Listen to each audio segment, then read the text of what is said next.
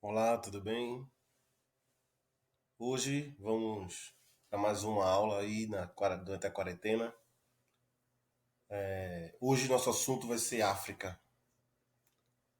Um assunto muito bom porque aí vai abranger temas do primeiro ano, questões de clima, relevo, vegetação, assuntos do segundo ano, como demografia, crescimento vegetativo, desenvolvimento, e terceiro ano que é a nossa famosa revisão aí, né? Para Enem, concursos e etc.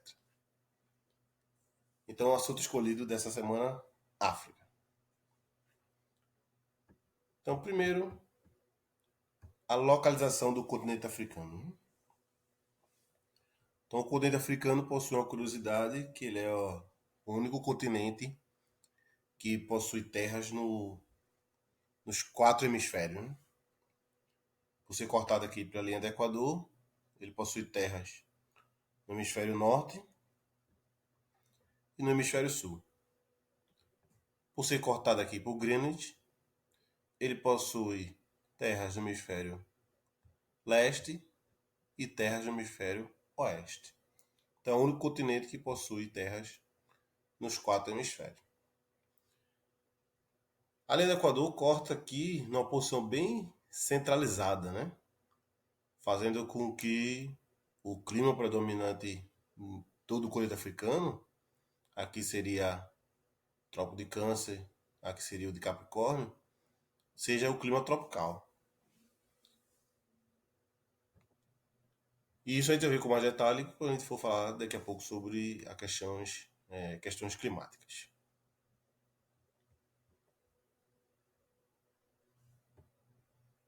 Então vamos ver aqui a próxima página.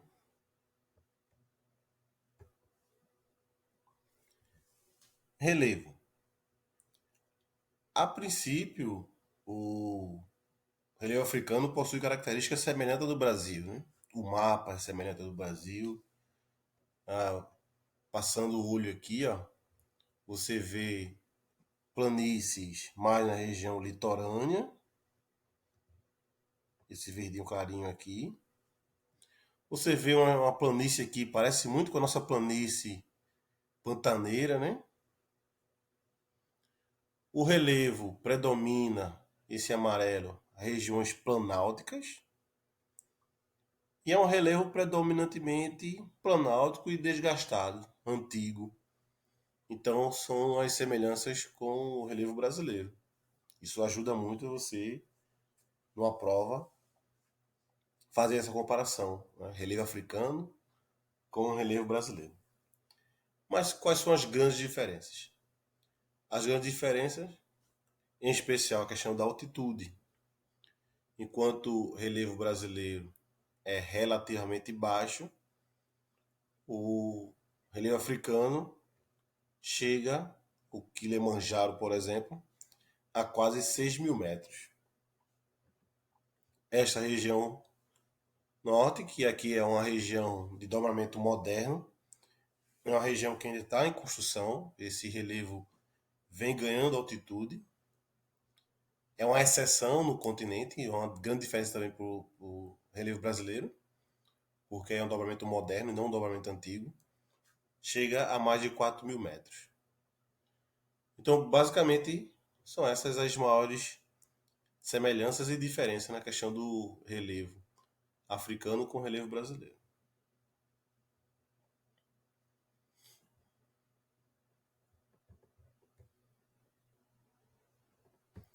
Se eu traçar aqui uma linha imaginária, as regiões de Nordeste e Sul são terras mais altas e a região Nordeste, aliás, a região Noroeste é uma regiões mais baixas.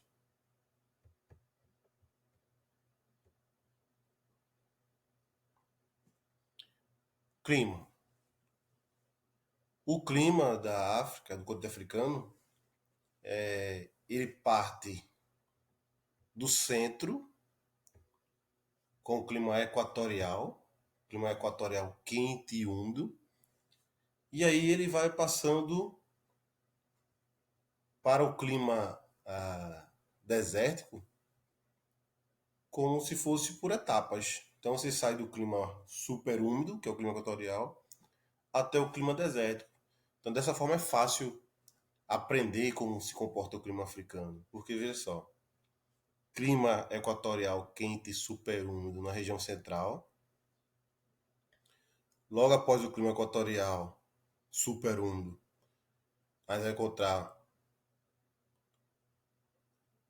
o tropical úmido. Então você vê que etapas, né? Super úmido, tropical úmido, quente, quente o ano todo, alto índice pluviométrico, bastante úmido.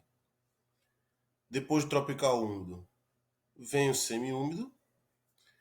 Aí a gente já está falando de pelo menos uma estação seca.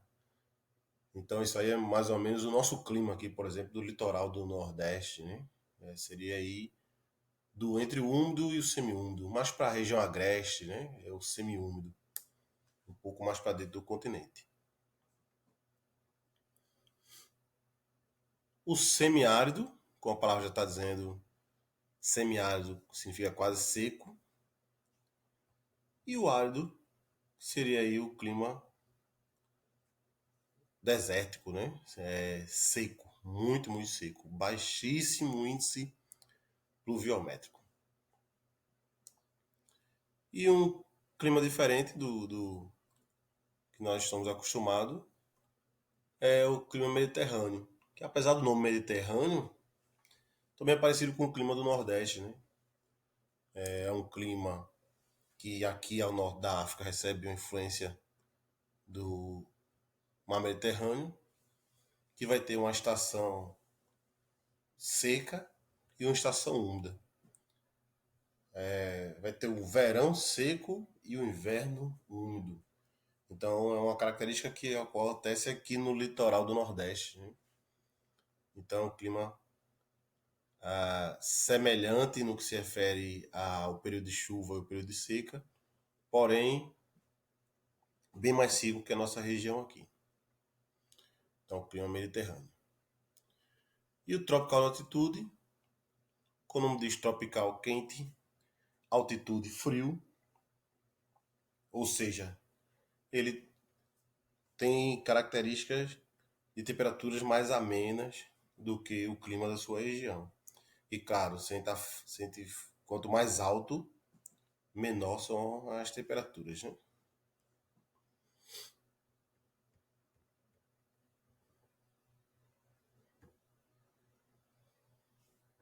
Então aqui, ó, possui duas estações bem definidas: seca no verão, chuva no inverno. Então, o clima mediterrâneo, como eu falei, é semelhante ao nosso, porém mais seco.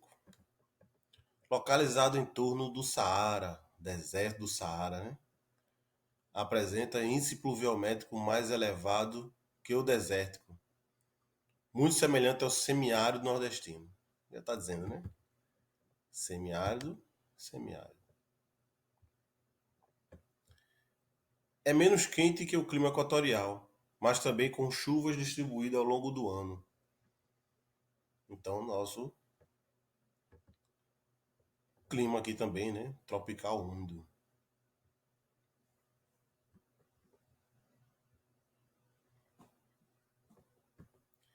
Encontrado em duas porções da África, Saara e no norte do Kalahari, dois desertos, né? Aqui o maior do mundo, aqui um dos mais secos e mais quentes do mundo. Apresentam-se baixíssimo índice pluviométrico, temperaturas elevadas, oscilantes, desértico, né? Encontrado nos planaltos, é menos quente, pois a temperatura diminui em média 1 grau a cada 180 metros. Então, claro, quanto mais alto, menor a temperatura. Então, clima tropical de altitude.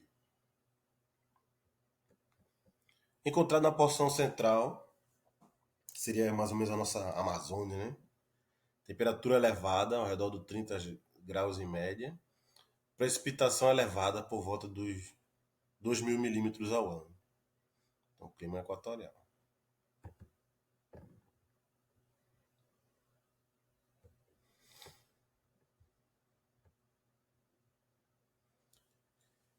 E a vegetação, né? A vegetação, como falamos, é o espelho do clima, né? Ou o clima pode ser também espelho da vegetação. Na verdade, eles interagem, né? Então, quem entendeu muito bem a questão climática também compreende a questão da vegetação. Como falei no clima, partindo do centro da África, a região mais quente e úmida, você tem as grandes florestas equatoriais e tropicais. Floresta semelhante à nossa Amazônia, por exemplo. Então é muito parecido com as florestas amazônicas. Muita gente se engana, né? Porque falar de África, as pessoas lembram logo de deserto, de fome, de seca. Porém, uma das maiores florestas equatoriais do mundo se encontra na porção central do continente africano, a floresta do Congo. Aí depois da floresta equatorial e tropical, a gente vai encontrar as savanas. As savanas já estaria aí na região semiúmida.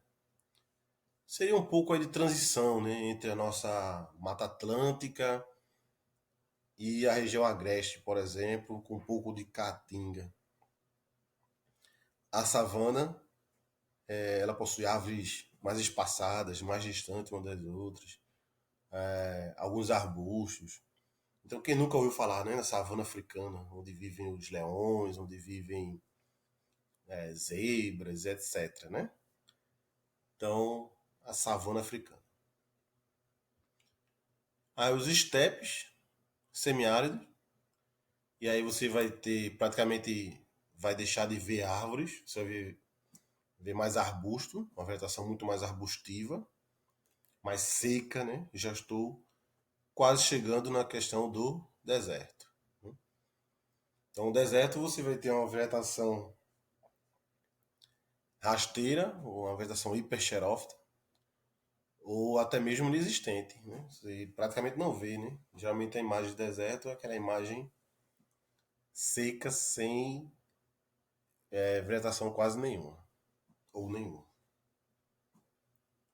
Vegetação de oásis, né? O que são oásis? São lugares onde se encontra uma porção de água no meio do deserto, né? Uma nascente, um pequeno rio, um lago, que vai permitir com que exista vegetação nessa região. Então, isso aí são os oásis. Geralmente os povos nômades, que ainda existem nessa região, eles andam de oásis em oásis, né? Em busca de alimento, ou são comerciantes, ou algo do tipo. A vegetação mediterrânea, que possui uma certa umidade em um período do ano, então você tem uma vegetação um pouco mais arbustiva, mas que, como já falamos, ela tem que suportar ao menos um período de grande seca. Então é uma vegetação xerófita, né? Adaptada a esse ambiente seco, ao menos em boa parte do ano.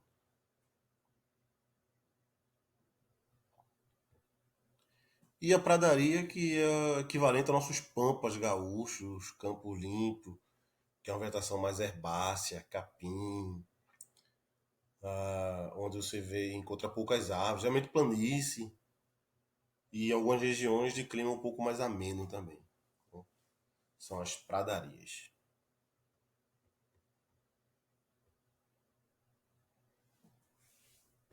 Então, vegetação de característica de região de clima quente e úmido. Então, vegetação de clima equatorial. Formada por campos com arbustos, árvores esparsas como o baobá. Então, a savana africana. Arbustos, né? Árvores espaçadas, distantes uma da outra. Vegetação formada por plantas arbustivas e espinhosas. Esse tipo de vegetação também é conhecida como garrigue. Então, vegetação mediterrânea, semiárida, adaptada à seca. Vegetação rasteira, xerófila, ou mesmo inexistente. Então, inexistente, região desértica. A vegetação é inexistente ou adaptada a um ambiente muito seco. Vegetação arbustiva e herbácea, muito semelhante ao semiárido nordestino. Semiárido, já está dizendo, semiárido. Né? Vegetação semelhante à equatorial, porém menos rica em formação de árvores de menor porte. Então, ficou aqui, altitude. Em especial, quanto mais alto, menor é o porte dessas árvores, ao ponto de quanto chega mais alto, essas árvores desaparecerem. Né? Nas regiões de altitude, geralmente não tem vegetação. Tem baixa umidade, as temperaturas também vão baixando, até a vegetação sumir por completo.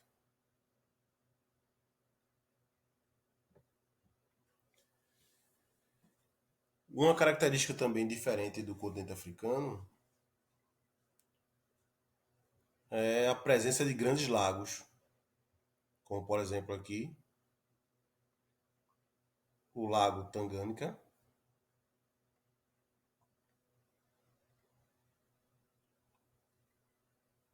a Lagoa Maluaí,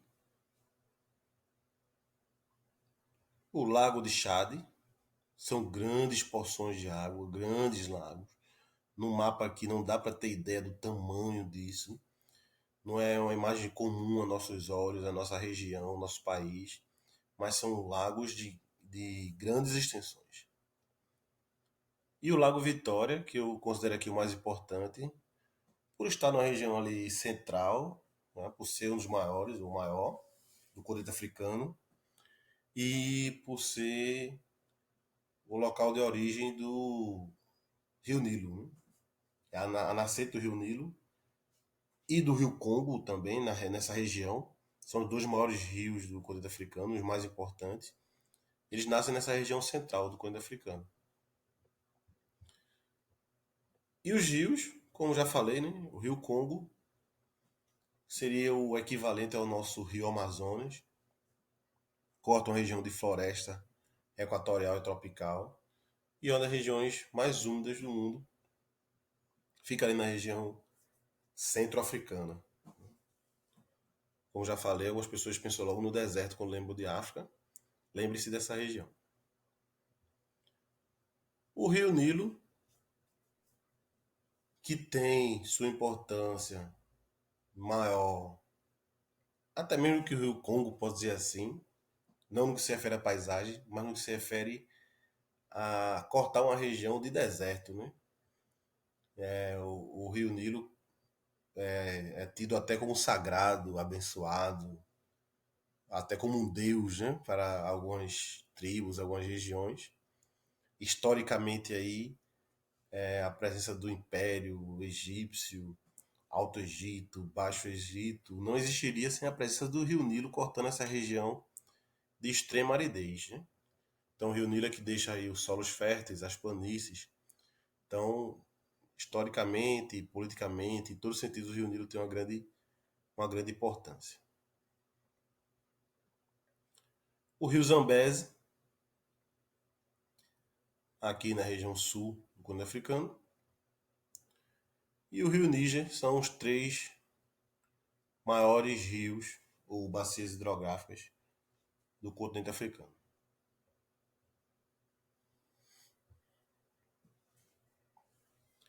Então, Monte Kilimanjaro, na África, ponto culminante do continente, certo? Não tendo apresentado atividade vulcânica nos últimos anos, certo? Por estar situado na região intertropical do planeta, a África apresenta climas predominantes, como já está dizendo, intertropical, né?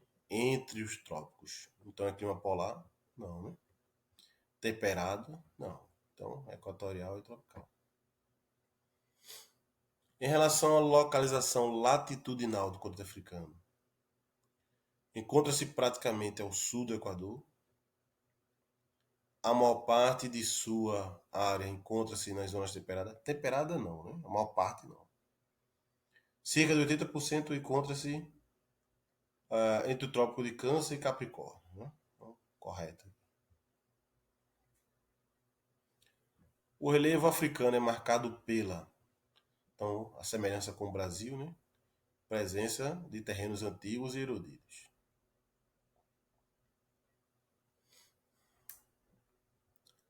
Em termos de hidrografia, a África apresenta vários rios intermitentes e nenhum permanente. Não, né? A presença de 4 grandes bacias como Nilo, Níger, o Congo, Zambeze, Grandes Lagos, etc. Ok.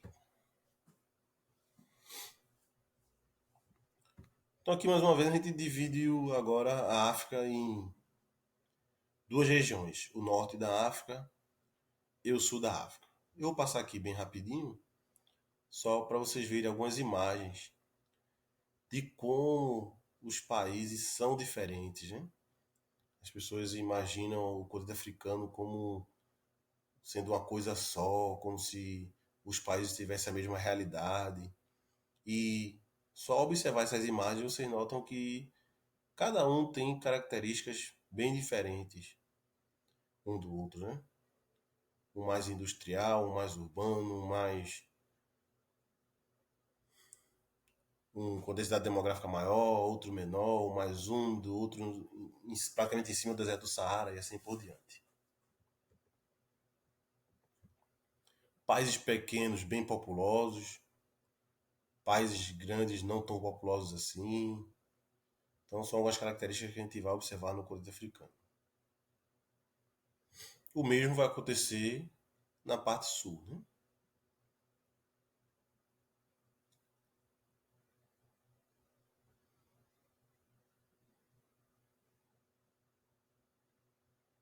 Ó, o Congo, 50, hoje bem mais que isso, né? Mais de 60 milhões de habitantes.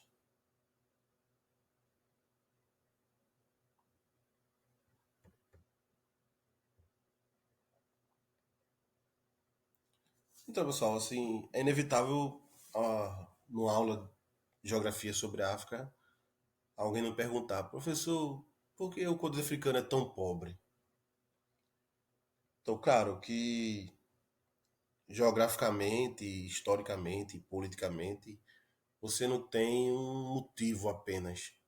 Você tem um conjunto de situações, de motivos que levam a essa característica.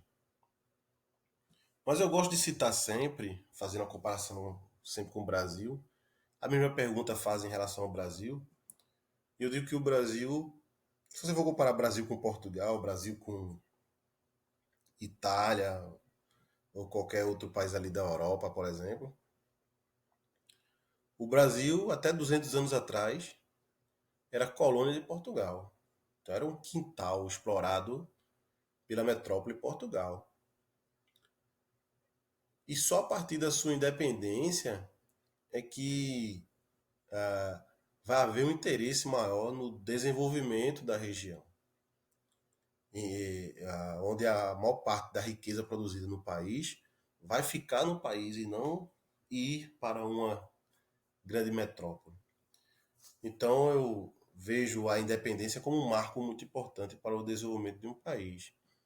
E eu digo que o Brasil tem uma história de 200 anos, enquanto países como países europeus você vai ter história muito mais antiga. E se você considerar que o Brasil ficou na mão de portugueses até a proclamação da República, você vai ter um Brasil com menos de 130 anos, mais ou menos. Aí quando você parte para o continente africano, o continente africano, depois de já no século XX, finalzinho do século XIX, ainda era colônia de potências, em especial potências europeias. E boa parte dessas colônias só foram ficar independentes, como a gente vê aqui, ó, pós Segunda Guerra Mundial. Aqui, ó, países ficaram independentes entre 40 e 59. Países ficaram independentes na década de 60, até chegar a 70, depois 74.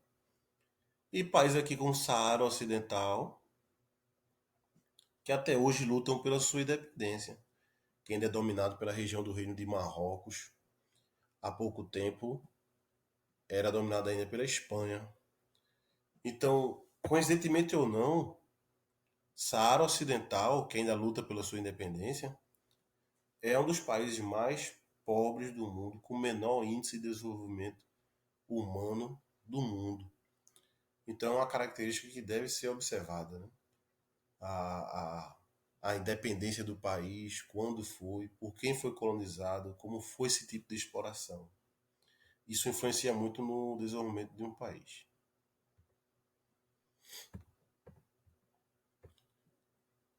Então, aqui foram fatos que eu já falei, né? Já citei. A dominação e a exploração parte desde o século XV com a busca dos escravos. A gente sabe dessa história, né? Muitos foram trazidos para o Brasil para trabalhar no plantio de cana e depois aí no ouro e depois no café, até chegar à abolição da escravatura. E no século XIX, como eu falei, com a Revolução Industrial, a expansão do imperialismo em busca aí de mercado consumidor e de matéria-prima. Isso fez com que o continente africano foi dividido daquela forma que nós vimos, como se fosse uma coxa de retalhos, né? Cada país, cada potência, em especial a potência europeia, pegou um pedacinho do continente africano para si. E claro que as melhores terras ficaram para os latifundiários, né? Geralmente praticavam monocultura e praticavam mão de obra escrava. E hoje, até hoje, mão de obra quase que escrava, né? Ou análogo a escravo. Os países, entre aspas, ficaram independentes, mas até hoje exportam gêneros agrícolas ou matéria-prima básica. Então são países que não se desenvolveram no que se refere à economia, já que até hoje essa matéria-prima são exploradas por grandes potências.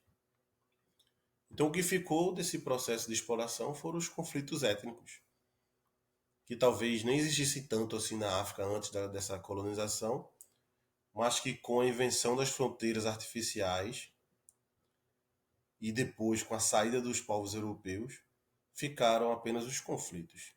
Então, conflitos por fronteira, demarcação de terras, conflitos étnicos, políticos, etc.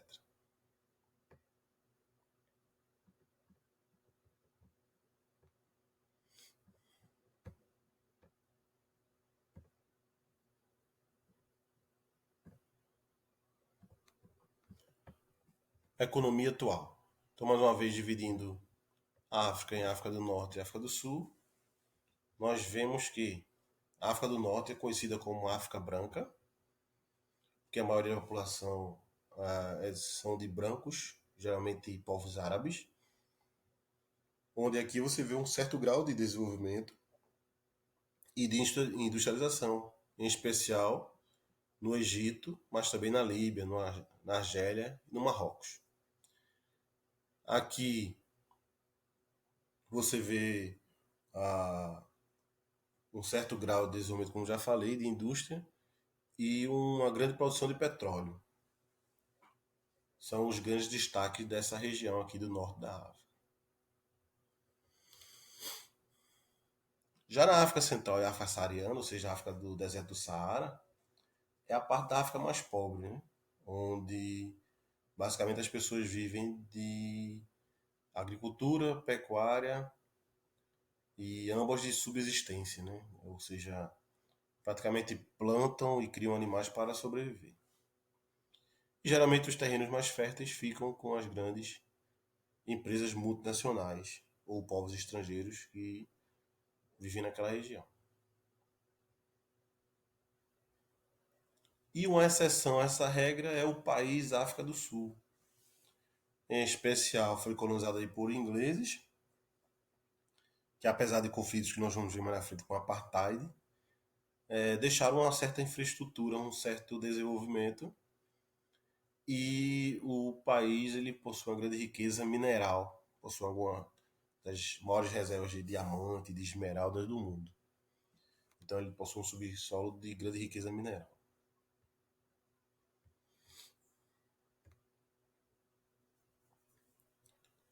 Então, agricultura e pecuária, subsistência, extração de produtos primários e exportação.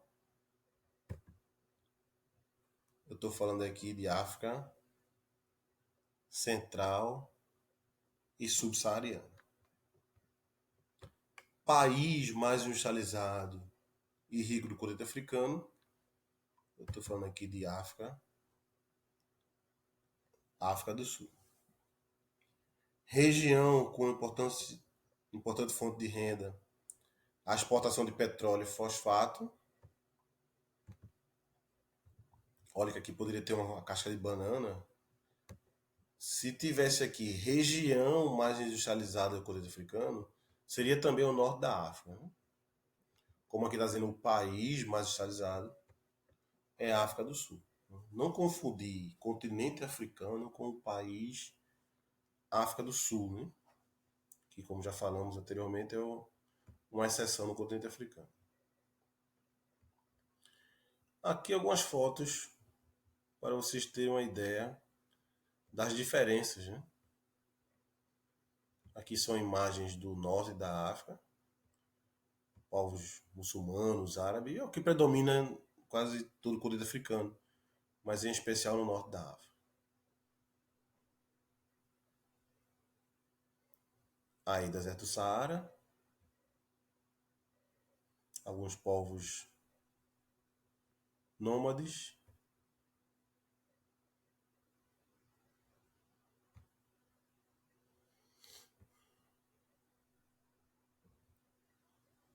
E aqui do sul da África, né? Você vê a maior parte da população negra e, infelizmente, a pobreza é o grande destaque, né? Algumas etnias, povos que ainda vivem isolados.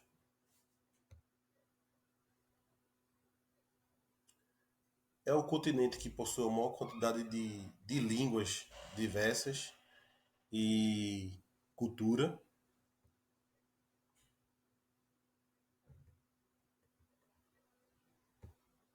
Então, como vocês veem, existe grande diferença culturais, éticas, sociais, políticas dentro do continente africano.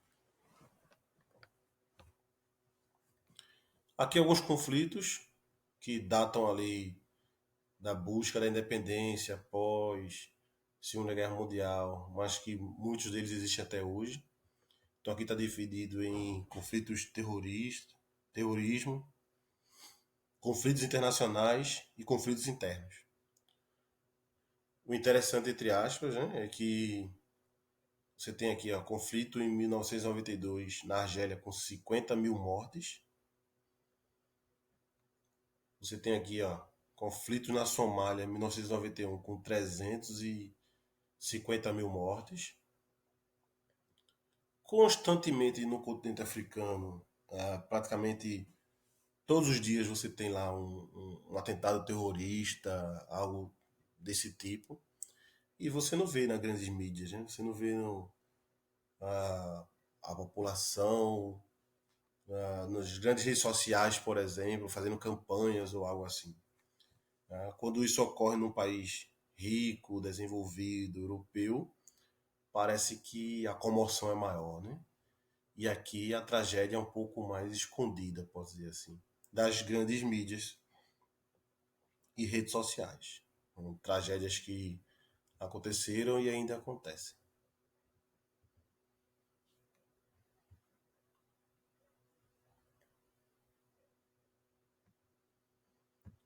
Aqui seria um quebra-cabeça, né? Você colocar os países.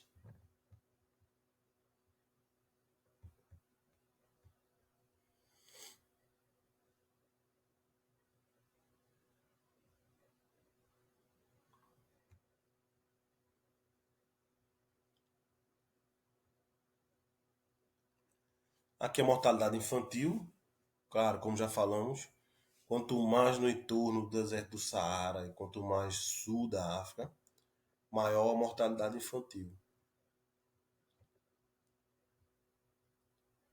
E a presença da AIDS, né, chama muita atenção. E outras epidemias também, a fome, não, a fome não como epidemia, mas como calamidade social, mas o ebola e várias outras, né? Febre amarela.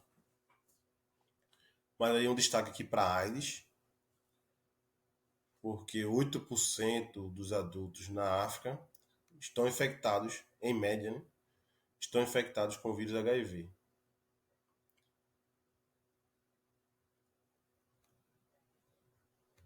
E aqui, ó, em Botsuana, é um país que cerca de 40% de sua população está infectada com o vírus HIV. Então são números assombrosos, pode dizer assim, né? Números altíssimos.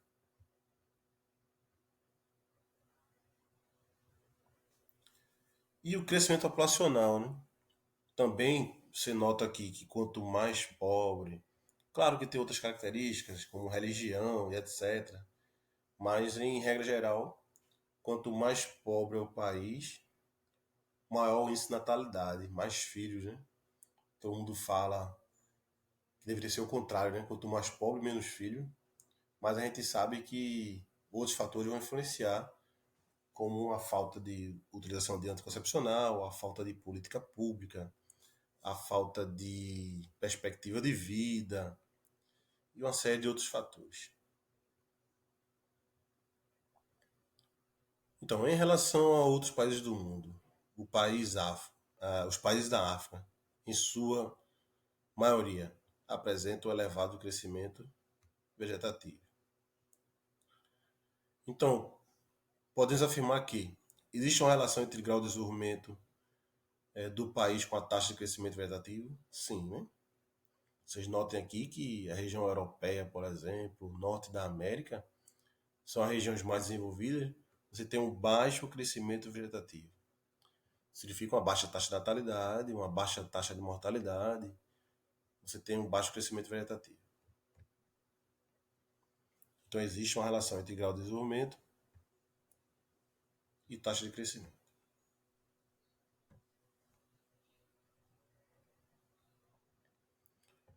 País África do Sul. Vamos falar de África do Sul, também falar de apartheid, né? Então o que seria apartheid? Apartheid significa separação. Então foi um regime de discriminação étnica, política, social, que restringiu o direito da população negra. O que chama atenção no apartheid? Ambos são verdadeiros absurdos, né? Mas assim, a chegada dos povos escravos até o Brasil, os povos foram escravizados na África e trazidos para o Brasil. E a gente conhece bem essa história, né? De exploração, de violência, de uma série de questões. O que chama atenção na África do Sul é que uma minoria branca de ingleses dominou uma população de maioria negra no seu próprio país, explorando sua região, seus minerais, por exemplo, todos os seus recursos naturais, fizeram esse regime de separação dentro da região que seria dos povos negros da África do Sul. E ficaram ali durante muito tempo. Então, há um destaque aí do apartheid. Outra é que na sua própria Constituição, na sua própria lei, muito do que acontece no Brasil é velado, né? É escondido, seria algo de questões culturais, E enquanto na África do Sul, era questão de lei. Então, por exemplo, a utilização de banheiros, né? Banheiro exclusivo para branco, banheiro para negro, casamento proibido interracial, branco só casa com branco, negro com negro, a proibição de circulação das pessoas, as pessoas só podiam circular em bairros de negros, só podiam circular em bairros de branco se tivesse autorização. Então, são alguns exemplos de algumas leis absurdas aí do apartheid. Então, não à toa surge o movimento de liberdade do negro. Hoje fala-se o preto, né? A cor preta. Então, se o homem branco, o homem preto, né? Então, surge aqui a figura do Nelson Mandela, vai ser um líder da luta não armada, tá na busca de uma pacificação, mas que em alguns momentos teve que se utilizar de alguma forma, de alguma luta um pouco mais, chamasse um pouco mais a atenção, pode dizer assim. Nelson Mandela é condenado à prisão perpétua, fica na prisão por muitos anos, mas sua luta nunca parou, até que em 1991 o presidente Frederic de Klerk ele começa uma abertura libertando aí os políticos líderes do movimento negro. De Klerk ganha o Prêmio Nobel da Paz junto com Nelson Mandela em 1993 e Nelson Mandela se torna presidente da África do Sul em 1994, dando fim a esse regime de segregação que foi o apartheid. Aí às vezes você pode pensar, poxa, então tudo mudou, né? De 94 para cá. A gente sabe que essas mudanças são graduais e que as distorções são enormes. Algo muito parecido ocorre também no Brasil, né? Onde dados aqui, como por exemplo,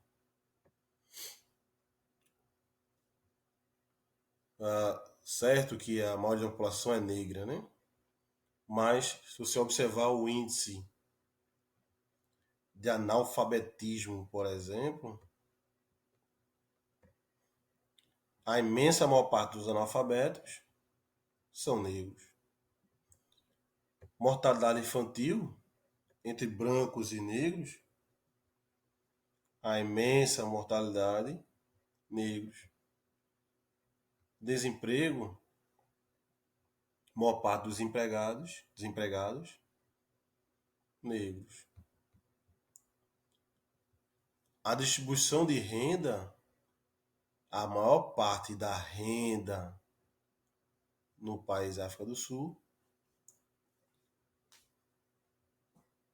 está entre os brancos. Então, pode dizer a partir desses dados aqui que o apartheid na África do Sul ainda existe. Ainda tem muito que se fazer, ainda tem muito que melhorar. Não diferente no Brasil, a questão de racismo, a questão de preconceito, a questão de igualdade, ainda tem muito o que mudar, ainda tem muito o que melhorar. Então, pessoal, a aula de hoje é isso, né? Por hoje é só. Nos vemos na próxima semana com mais uma aula. Provavelmente faremos alguma atividade. Um abraço, até mais.